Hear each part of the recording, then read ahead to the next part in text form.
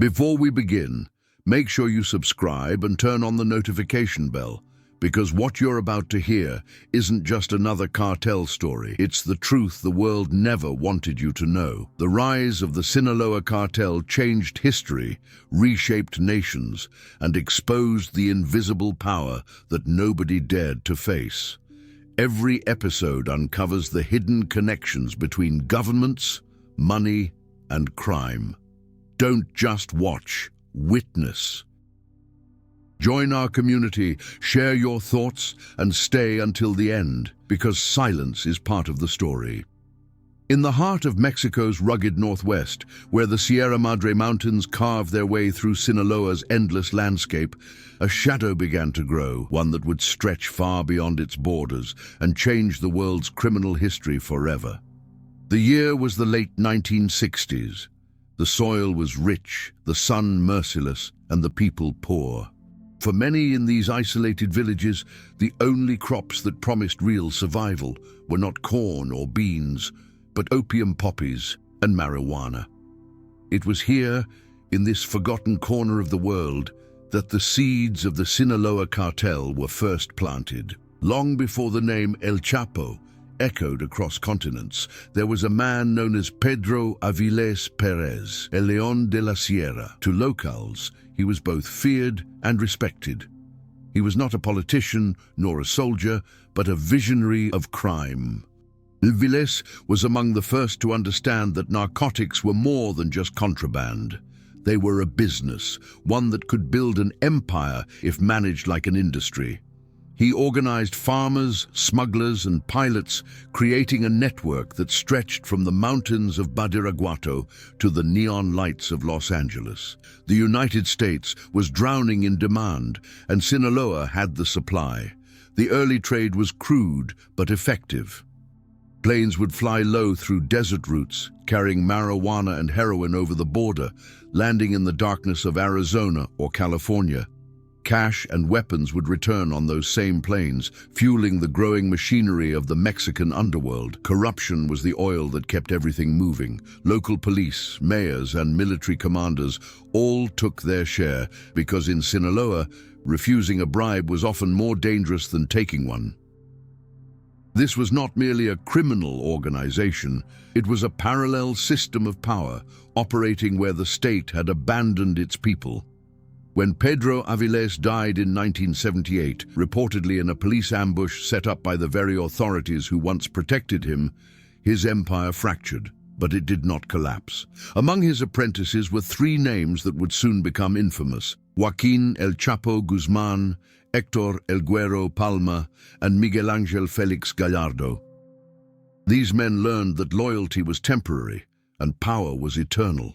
From the ashes of Avilés' network, they built something bigger, more organized, and far more ruthless. Félix Gallardo, often called El Padrino, became the architect of the next phase. He saw beyond Mexico's borders and understood that success required structure.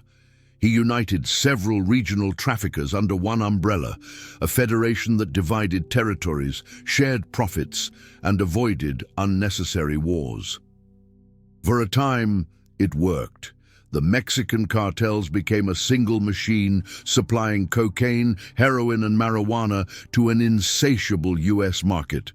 The routes expanded through Tijuana, Juarez, Guadalajara, and, of course, Sinaloa. It was a silent revolution, financed by addiction and fueled by the failure of governments on both sides of the border. By the early 1980s, the United States was waging its war on drugs. Helicopters roared over the Sinaloan hills, spraying chemicals over fields of poppies and marijuana. Yet for every crop destroyed, two more were planted in hidden valleys. Poverty was the cartel's greatest ally, and fear its most loyal soldier. The DEA began noticing a pattern. Every time they disrupted a route, another appeared. It was as if the network had a life of its own, constantly adapting, regenerating. That was the genius of the Sinaloa model: decentralization. Instead of one command structure, it operated like a swarm, connected by loyalty, blood, and profit. El Chapo Guzmán, who had started as a low-level transporter, quickly proved his ambition. Known for his daring escapes and his obsession with logistics, he transformed drug trafficking into an engineering operation. He built tunnels under the border that astonished US authorities, tunnels equipped with ventilation, lighting and rails, connecting safe houses in Mexico to warehouses in Arizona and California. He treated the border not as a barrier but as an opportunity, turning geography into a weapon. The US might have had satellites and radar, but Sinaloa had something far more effective: desperation, creativity, and corruption. While the Americans focused on Colombia's cocaine kings like Pablo Escobar, Sinaloa quietly grew stronger in their shadow. They learned from the mistakes of the Colombians, avoiding flashy displays of wealth, investing in legitimate businesses, and buying protection instead of enemies. By the time the Colombian cartels began to crumble, Sinaloa was ready to inherit their roots, their contacts, and their dominance. What began as a collection of poor farmers in the Sierra Madre had now become a multinational criminal corporation. But the true secret behind its rise was not drugs, violence, or even corruption. It was invisibility. The Sinaloa Cartel understood that the greatest power lies in being unseen. While other cartels waged open wars and declared themselves kings, Sinaloa built influence quietly. They embedded themselves in institutions, in banks, in political campaigns. Their money flowed through American banks, through real estate, through shell companies registered in Delaware and Panama.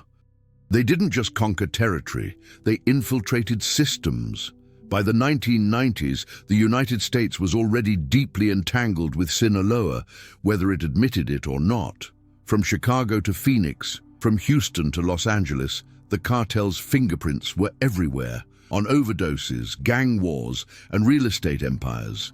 Yet most Americans never heard the name Sinaloa. The media focused on Escobar, on the flamboyant violence of Medellin, while the true architects of the next drug empire moved silently in the background. That silence was not ignorance, it was convenience. The demand for drugs was too profitable, and too many hands were dirty. Back in Sinaloa, the mountains stood as silent witnesses to this transformation. The same valleys that once grew food for families were now home to laboratories and airstrips.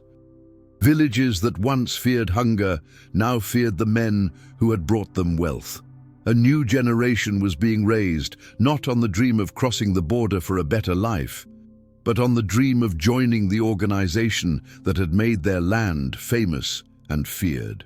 The cartel had become part of the culture, a myth, a destiny. By the time the world finally recognized the name Sinaloa Cartel, it was already too late. The empire had roots too deep, allies too powerful, and a reach too vast. Its origin was no longer just a criminal story. It was a reflection of everything that failed: poverty, corruption, greed, and the eternal illusion of control. The shadow that began in those forgotten mountains had become a global storm, and the world was only beginning to feel its thunder.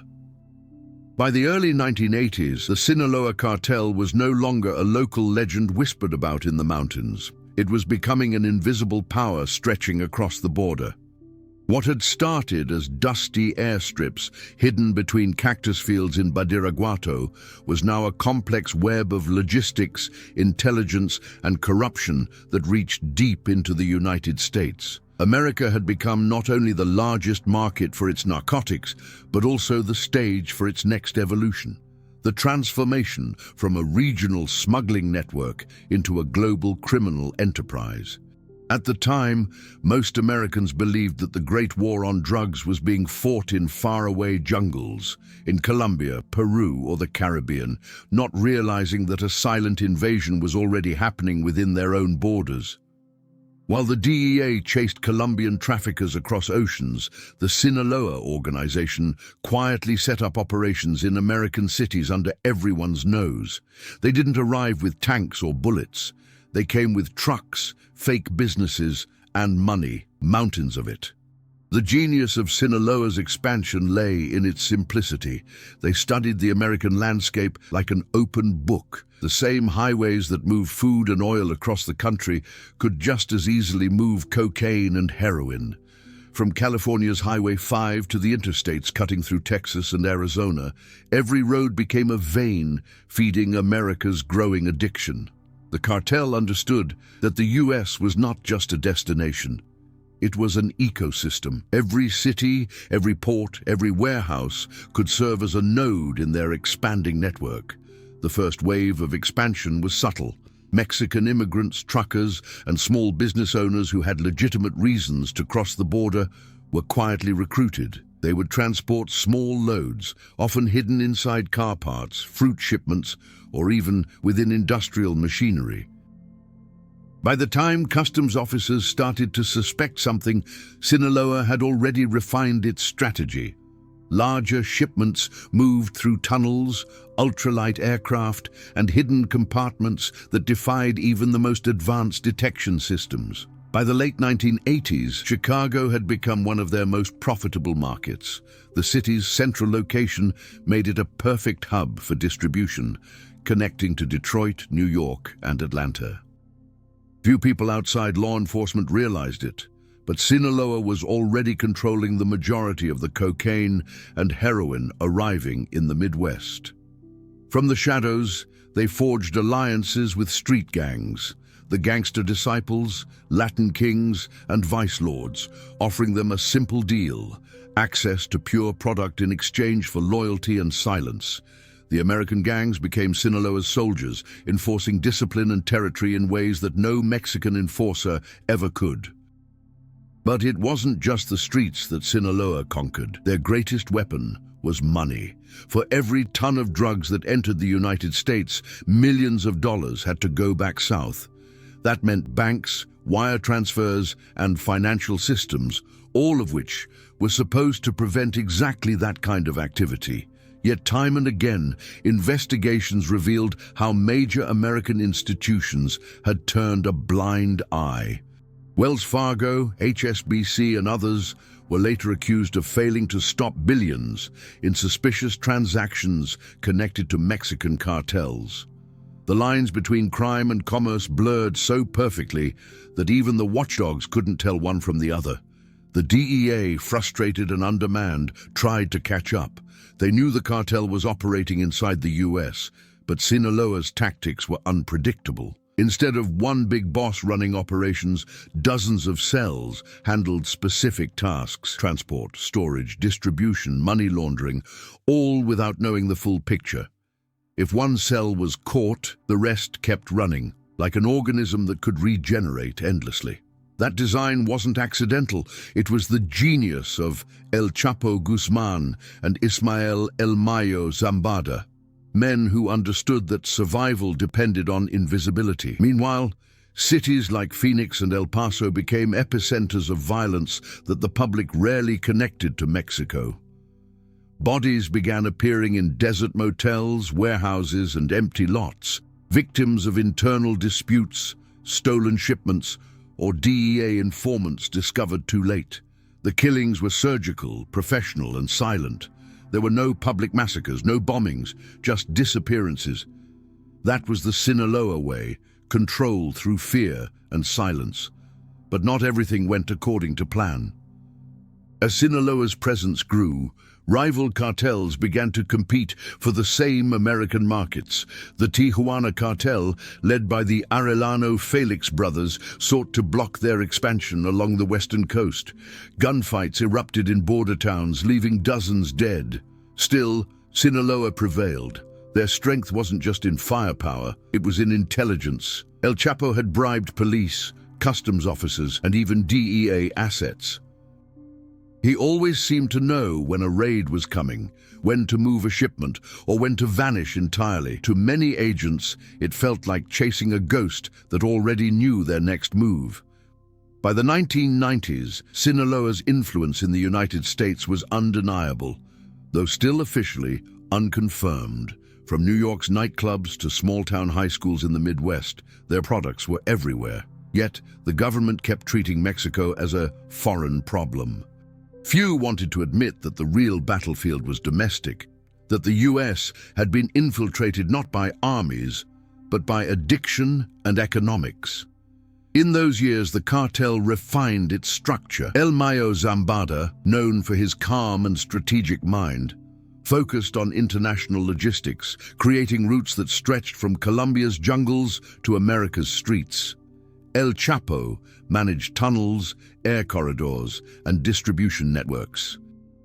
Together, they operated with military precision, one acting as the invisible banker, the other as the daring engineer of smuggling innovation. The irony was almost poetic. While Washington spent billions building fences and training soldiers for foreign wars, Sinaloa was already inside the gates, renting warehouses, bribing port workers, and laundering billions through perfectly legal businesses. Construction companies, seafood exporters, trucking firms, many were fronts for one of the most sophisticated criminal operations in history. And as the years passed, the cartel's image evolved. No longer just a drug syndicate, it became a symbol of resilience and defiance. In American cities, its presence was both invisible and omnipresent, a shadow economy that fed off the country's unending demand for escape. Each overdose, each new addict, was a silent confirmation of Sinaloa's reach. The border had become meaningless. The empire had crossed it long ago. By the time US agencies realized the scale of infiltration, it was already too late. The cartel wasn't just trafficking drugs. It was shaping local economies, influencing politics, and dictating street violence thousands of miles from Mexico. They had achieved what no other foreign criminal organization ever had: control over America's most vulnerable desire, the need to forget, to feel, to consume. The Sinaloa Cartel didn't invade the United States with guns. It conquered it with supply and demand. Its greatest weapon wasn't the bullet. It was the illusion that the war was happening somewhere else. In the early 1990s, as the world watched the bloody downfall of Pablo Escobar, few realized that a new power was quietly rising from the ashes, a power that would redefine the global drug trade. The death of Escobar in 1993 was celebrated in Washington and Bogotá as the end of an era. The DEA declared victory. Newspapers called it the collapse of the cocaine empire, but in reality, the empire didn't die. It simply changed its flag. The throne once occupied by the Colombian cartels would soon belong to a quieter, more calculating force: the Sinaloa Cartel. Colombia had been the unquestioned heart of cocaine production for decades. Escobar's Medellin cartel ruled with blood and spectacle, while the Cali cartel operated with suits and spreadsheets. They controlled every stage of the trade, from the coca fields to the streets of Miami and New York. But their arrogance was their downfall. Escobar declared war on the state itself, assassinating politicians, bombing airplanes, and killing judges. His flamboyance drew too much attention, too much wrath. By contrast, the men of Sinaloa watched from afar and learned. They saw that true power wasn't in visibility, it was in control without exposure. When Escobar fell, the Colombians needed new partners. They still produced the cocaine, but they could no longer smuggle it into the United States with the same impunity. Their Caribbean routes were collapsing under the weight of American and Colombian military pressure. The air bridges were being dismantled, the major transport networks destroyed. That was when Mexico stepped in, and Sinaloa seized the opportunity like a serpent, sensing its prey's weakness. Miguel Angel Felix Gallardo, already a veteran of the trade, had envisioned this shift years earlier. He had predicted that Mexico, sitting at the doorstep of the world's largest consumer market, would one day control the entire chain. While Colombian producers had the product, Mexico had the geography. The border was a living artery, 2,000 miles of desert, river, and chaos. The DEA could monitor planes and ships, but not every inch of sand and soil. It was a logistical masterpiece, waiting to be exploited. After Felix Gallardo's arrest in 1989, his disciples, El Chapo Guzman, El Mayo Zambada, and others, inherited his dream. They knew that if they could take over the transport routes, they could dictate the terms to the Colombians, and that's exactly what they did. Sinaloa offered a new deal. Instead of Colombians smuggling cocaine into the US themselves, the Mexicans would handle the delivery, charging a tax per kilo. At first, the Colombians agreed. They were desperate, but soon Sinaloa realized something bigger. They didn't have to work for the Colombians. They could replace them. Through the early 1990s, Sinaloa began cutting direct deals with coca producers in Colombia and Peru, bypassing the crumbling cartels. They sent emissaries, brokers fluent in both business and blood, who offered stability in exchange for loyalty. The Colombians supplied the raw product. Sinaloa owned the routes, the trucks, the tunnels, and the markets. The balance of power had shifted. The Colombians might have grown the leaves, but the Mexicans controlled the oxygen. El Chapo understood the symbolism. While Escobar ruled like a king with gold chains and blood-soaked mansions, Guzman preferred to rule from the shadows. He built tunnels instead of palaces, alliances instead of armies. His violence was precise, never wasteful, and his image, for years, remained almost mythical. Some said he was dead, others said he lived among the peasants. In truth, he was busy building what Escobar never could, a sustainable criminal corporation. The United States barely noticed the handover at first. Their intelligence agencies were too focused on Colombia's collapse to realize that Mexico had quietly become the new global hub of drug trafficking. Sinaloa took advantage of that blindness. They increased their shipments, diversified their routes, and strengthened their U.S. partnerships. Cocaine from Colombia now traveled through Mexico's Pacific ports, Manzanillo, Mazatlan, and Ensenada, hidden in shipments of bananas, coffee, or frozen fish. Once it reached Mexican soil, Sinaloa's logistics machine took over, moving it across the border with terrifying efficiency. By 1995, DEA agents began noticing something unusual. Cocaine seizures in the US were skyrocketing, but the fingerprints were no longer Colombian. The packaging, the transportation methods, even the chemical markers of the cutting agents pointed to Mexico. It was the first undeniable proof that Sinaloa had inherited Escobar's empire. But this new empire was smarter. Instead of one man commanding armies of killers, Sinaloa operated like a network of businessmen bound by blood, profit, and necessity. El Mayo Zambada, the invisible strategist, played a critical role. While El Chapo managed the physical routes, El Mayo built the financial backbone, offshore accounts, shell corporations, and partnerships with international bankers. He understood that surviving in the long term meant not only moving drugs, but moving money. Under his guidance, Sinaloa laundered billions through US real estate, casinos, and trading companies. Money didn't just buy protection, it bought legitimacy. Meanwhile, Colombia continued to burn. The government dismantled the Cali Cartel, arresting the Rodriguez Orejuela brothers, and declared victory once again. But for every celebration, Sinaloa expanded another route. The Americans wanted heroes. Sinaloa gave them illusions. Each major victory against Colombian traffickers was quietly followed by a Mexican takeover. It was the perfect deception. A war won on paper, but lost in reality. By the late 1990s, the flow of cocaine through Mexico had become unstoppable.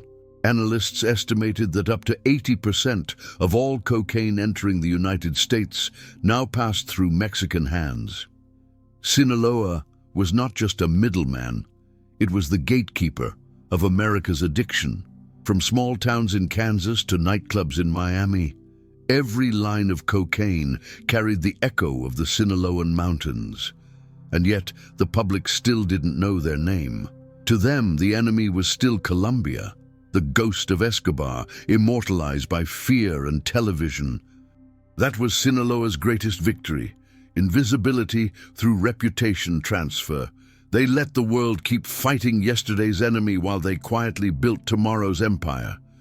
In the end, the fall of the Colombian kings was not just the death of an old order, it was the birth of a new one. The Sinaloa Cartel had learned that dominance required patience, intelligence, and invisibility. They replaced spectacle with silence, chaos with order, and kingship with corporation. They didn't need to terrorize the world with bombs or public executions. They simply took control of its veins, the routes, the ports, the streets, and eventually the institutions that claimed to fight them. As Washington toasted its victory against Escobar, a new empire was already signing contracts in the shadows. It didn't shout, it didn't threaten, it simply smiled, because the true kings of cocaine were no longer in Colombia. They were waiting across the border, in the mountains of Sinaloa, where silence had always been the loudest weapon of all. By the late 1990s, America was fighting a war it didn't even know existed. There were no tanks on the streets, no public declarations, no televised battles, only statistics, arrests, overdoses, and bodies found in motel rooms or abandoned lots. This was not the war on drugs that politicians had promised on television. It was something quieter, colder, and far more pervasive. A silent war fought in the shadows of cities across the United States, and at the center of it all stood the Sinaloa Cartel. The empire that had once been confined to Mexico's rugged terrain had now extended its reach deep into the American bloodstream. From Los Angeles to Chicago, from Phoenix to Atlanta, the invisible hand of Sinaloa controlled the flow of narcotics that fueled both the streets and the suburbs. They didn't wear badges or uniforms, and they didn't need to raise flags. Their power was measured not in land, but in control. What made this war so insidious was its camouflage. The Sinaloa Cartel didn't march into American cities with violence and declarations. It infiltrated through familiarity, through neighbors, truck drivers, delivery men, and small business owners who looked like everyone else. Their presence was embedded into the ordinary. They leased warehouses near airports, bought trucking companies, and even opened small restaurants to serve as fronts for laundering money. Each operation was a piece of an enormous puzzle that, when assembled, painted the shape of an empire hiding in plain sight. Phoenix, Arizona, became one of the cartel's first major strongholds. It was close to the border, had a booming economy, and was full of transient populations.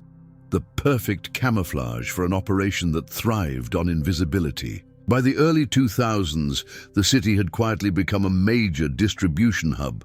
Tons of cocaine, methamphetamine, and heroin passed through it every month, destined for Chicago, New York, and Boston.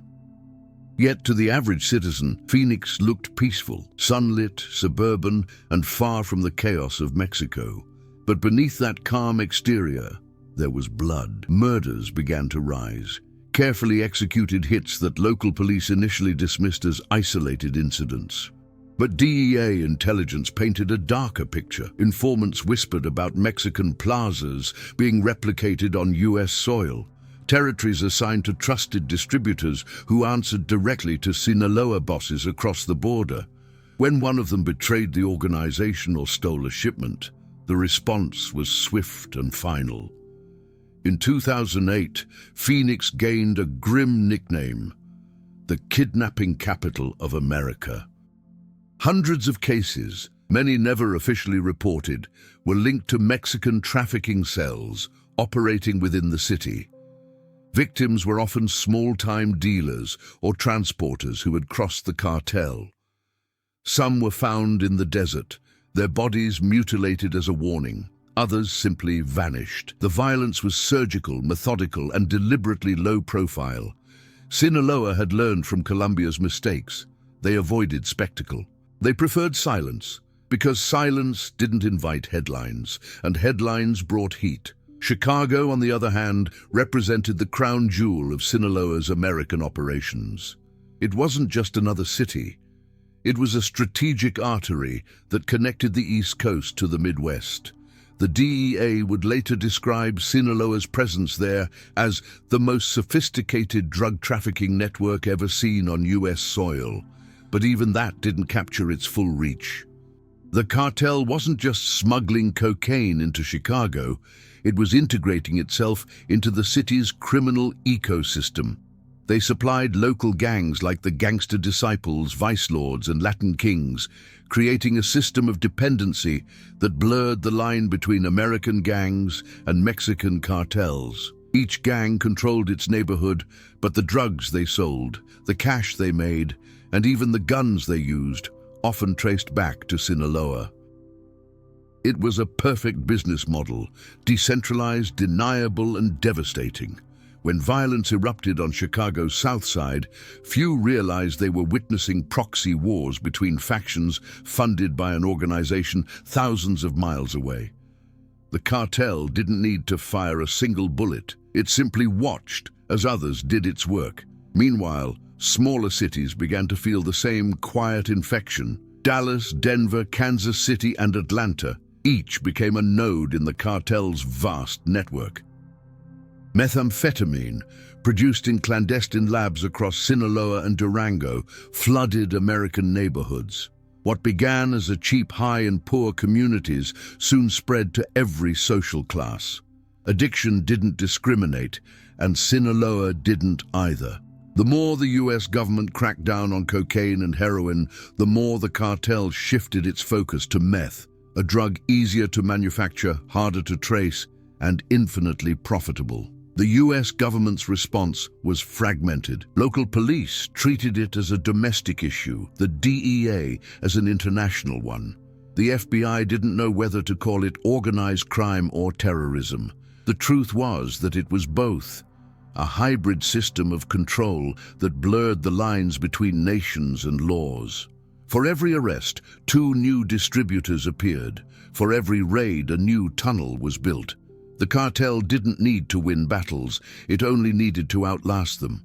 By 2010, Sinaloa's empire inside the United States had reached unprecedented levels.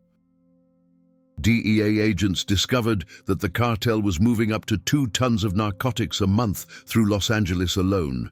In Chicago, federal prosecutors named El Chapo Guzman the city's public enemy #1, the first person to hold that title since Al Capone. But while Capone had ruled with bullets and whiskey, El Chapo ruled with logistics and silence. His control extended from the poppy fields of Sinaloa to the high-rises of downtown Chicago, where money launderers in suits cleaned billions through property deals and shell corporations. Even when US authorities made high-profile arrests, the structure remained untouched. That was the brilliance of Sinaloa's system. It was too decentralized to kill. El Mayo Zambada ensured that every cell could function independently. No one knew the full chain of command. When one operative fell, another quietly stepped in. It wasn't a cartel anymore, it was a network, a living organism that adapted, survived, and evolved. The silent war continued, invisible yet omnipresent. Its casualties weren't only the dead, but the addicted, the imprisoned, the forgotten. Every overdose in a suburban home, every gang shooting in a neglected neighborhood was another echo of that war. A war that America still pretended was happening somewhere else. The irony was bitter. While politicians campaigned on building walls, the cartel had already crossed them, not with armies, but with influence, money, and demand. The border no longer divided 2 nations. It united them in complicity. The US supplied the cash, the weapons, and the market. Mexico supplied the product, the blood, and the silence. Together, they sustained an empire of mutual denial. By the end of the decade, the Sinaloa Cartel had achieved what few criminal organizations ever could: dominion without occupation. It ruled without flags, fought without recognition, and conquered without being seen. The United States hadn't lost the war on drugs.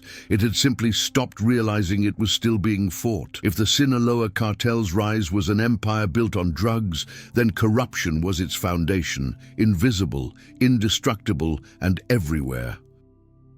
Guns and fear could control a village, but only money could control a nation. And the cartel understood this long before most governments did. They learned that true power wasn't about fighting the system, it was about becoming part of it. To survive, they didn't have to destroy institutions, they only had to buy them. The story of corruption within Sinaloa's expansion isn't just a Mexican story. It's an American one too. On both sides of the border, the cartel discovered that greed speaks the same language. Politicians, police officers, bankers, customs agents, and even soldiers, everyone had a price. And when that price was paid, the laws that once stood as barriers became tools for the empire. In Sinaloa, bribery had long been a way of life. The locals called it la mordida, the bite. It was small at first, a few pesos to avoid a fine or to move a shipment unnoticed. But as the organization grew, so did the scale. By the 1990s, entire police departments were on cartel payrolls. Mayors turned their cities into safe havens, generals leaked military operations, and governors looked the other way in exchange for campaign financing.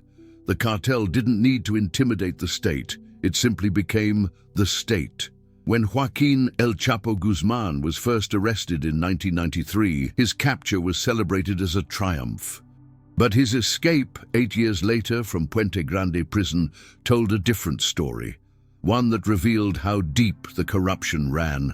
Guards opened doors, cameras malfunctioned, and witnesses suddenly forgot what they'd seen. The official explanation was absurd, that Guzman had escaped in a laundry cart. But the truth was much simpler. He didn't escape from prison. He walked out through a door bought with millions of dollars.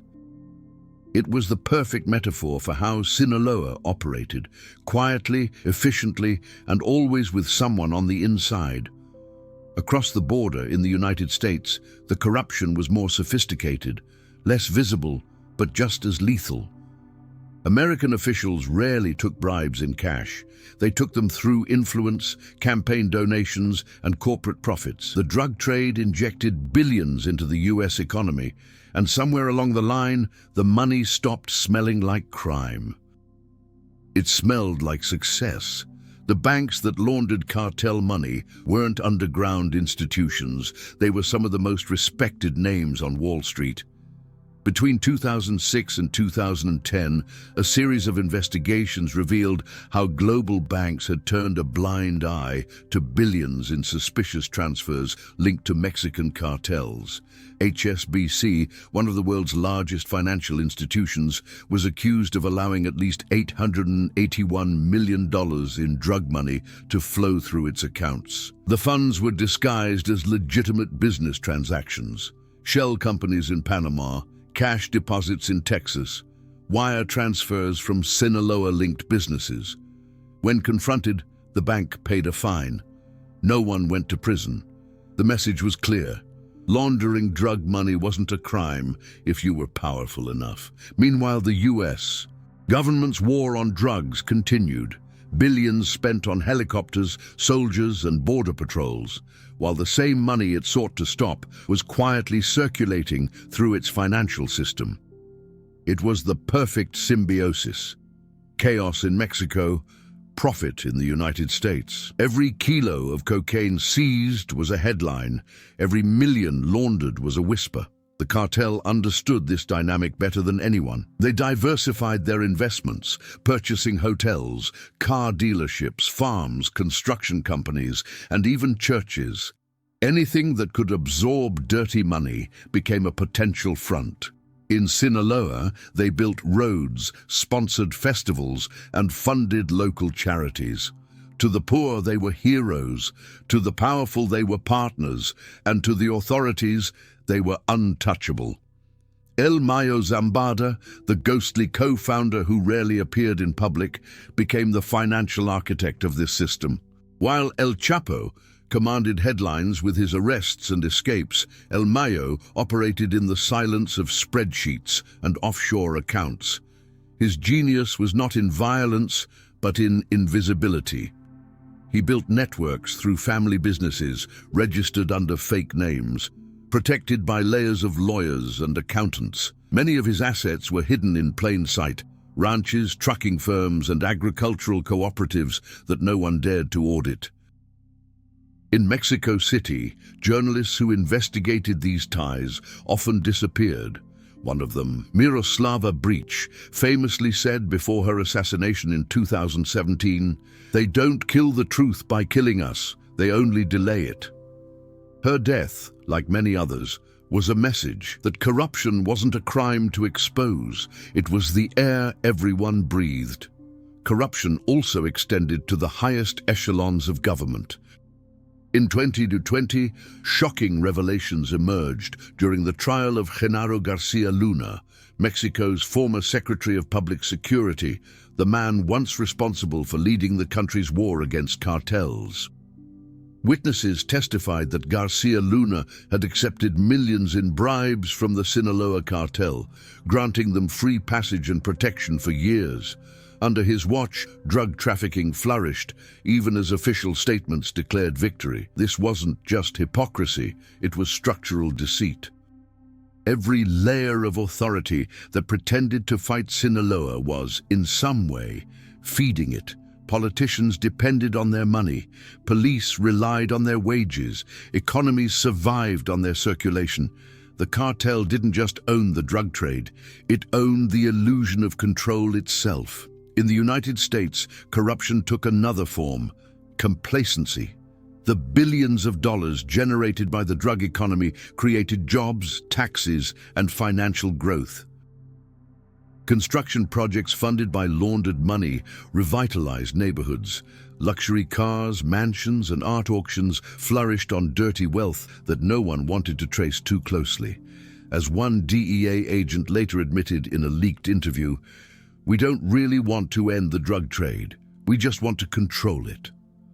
By the mid-2010s, the Sinaloa Cartel had achieved something far more powerful than dominance: integration. It no longer existed on the margins of society. It lived within it. Corruption wasn't a tool they used. It was the system they had mastered. Governments fought wars in daylight, but Sinaloa won in the boardrooms, in the banks, in the signatures on contracts that no one dared to read. The invisible hand of corruption wasn't just guiding the cartel's rise, it was shielding it from collapse. And as long as that hand continued to move through the shadows, the empire would endure, untouchable and eternal.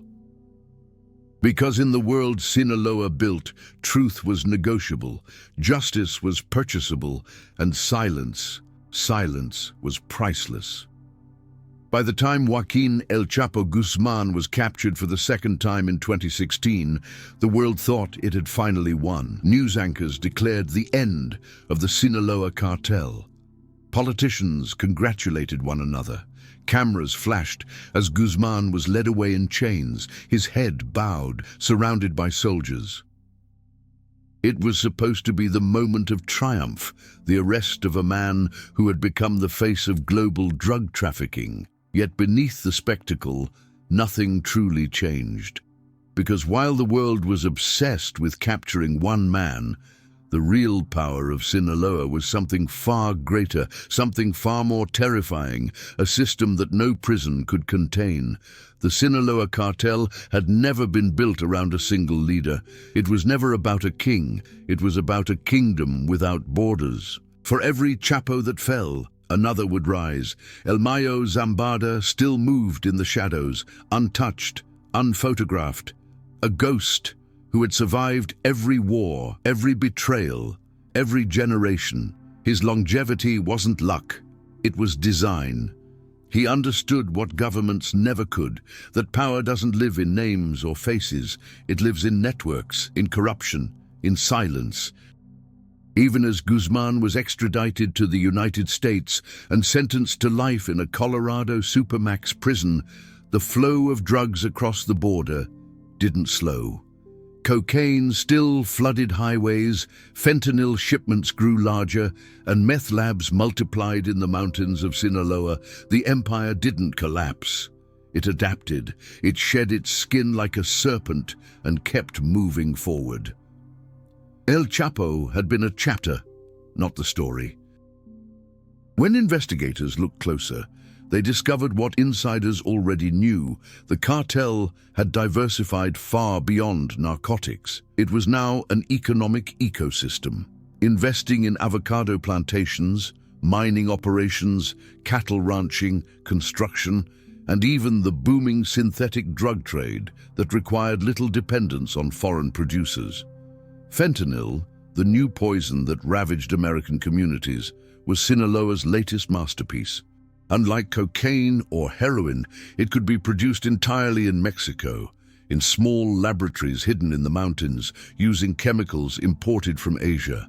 The profit margins were astronomical, the risks minimal. Every pill sold for a few dollars on an American street could trace its chemical DNA back to Sinaloa. And yet, even as the death toll from fentanyl rose to record highs, the organization's reach remained almost invisible. They had evolved past the age of public violence. No longer did they need mass executions or bloody displays of dominance. Their control was quiet, institutional, financial, systemic. The real war was no longer fought with bullets, but with influence and information. The new Sinaloa didn't need to threaten politicians. It funded their campaigns. It didn't need to shoot journalists. It owned the news outlets. Power had shifted from the streets to the boardrooms, from the gunmen to the accountants. In Washington, policymakers continued to speak about border walls and DEA task forces, as if the cartel were a foreign army trying to invade. But Sinaloa had already conquered America, not by crossing its borders, but by feeding its desires. Every addict, every overdose, every dollar spent on narcotics was part of the same transaction, a trade between denial and dependence. America didn't just tolerate the cartel's existence, it required it. Demand was the oxygen of Sinaloa's empire, and as long as there was demand, there would be supply. The irony was almost poetic. While politicians declared war, Wall Street quietly profited. While citizens demanded justice, institutions laundered billions. And while the media fixated on the myth of El Chapo, the real architects of global trafficking, the financiers, the corrupt officials, the silent partners, continued their work unseen. The Sinaloa Cartel had become something more than a criminal organization. It was a reflection of the world itself, a mirror held up to every system that claimed to fight evil while benefiting from it. In Mexico, the cartel's influence was so entrenched that it blurred the line between government and gang.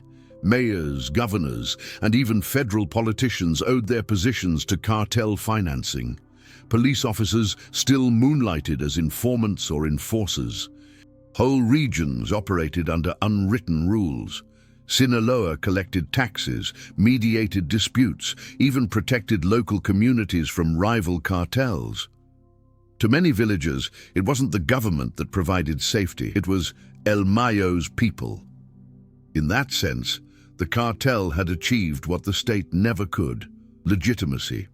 Meanwhile, the US continued to treat the cartel as a foreign problem, as if it didn't already live inside its veins. Every overdose statistic was a quiet confession that the enemy was not at the border but within. Every dollar laundered through American banks was another silent alliance. The war on drugs had become a performance, one that both sides needed to keep playing. Mexico needed US aid and weapons. The US needed the illusion of control. And in between those two needs, Sinaloa thrived. El Mayo Zambada's philosophy was brutally simple. You can kill men, but you can't kill hunger. Hunger for power, for money, for escape, these were eternal forces, and Sinaloa had mastered how to feed them all.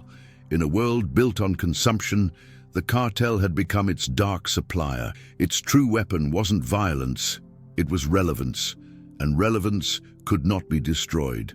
Even as new rivals emerged, the Jalisco New Generation Cartel, CJNG, smaller factions, paramilitary groups, Sinaloa remained resilient. It didn't always dominate the headlines, but it never disappeared. It evolved, adjusted, merged, split, and survived. Like a virus, it learned to live within the host without killing it. Because killing the host, whether Mexico or the United States, would mean killing the market. The real secret behind its longevity was its adaptability. Where other cartels fought for territory, Sinaloa fought for sustainability. Where others displayed brutality, Sinaloa displayed intelligence. Its leaders weren't just criminals, they were businessmen, economists, and logisticians. They understood globalization before the world did. The same free market principles that drove international trade also fueled their empire: supply, demand, efficiency, and diversification. Today, even as El Chapo sits behind bars, the cartel he helped build continues to move billions across continents.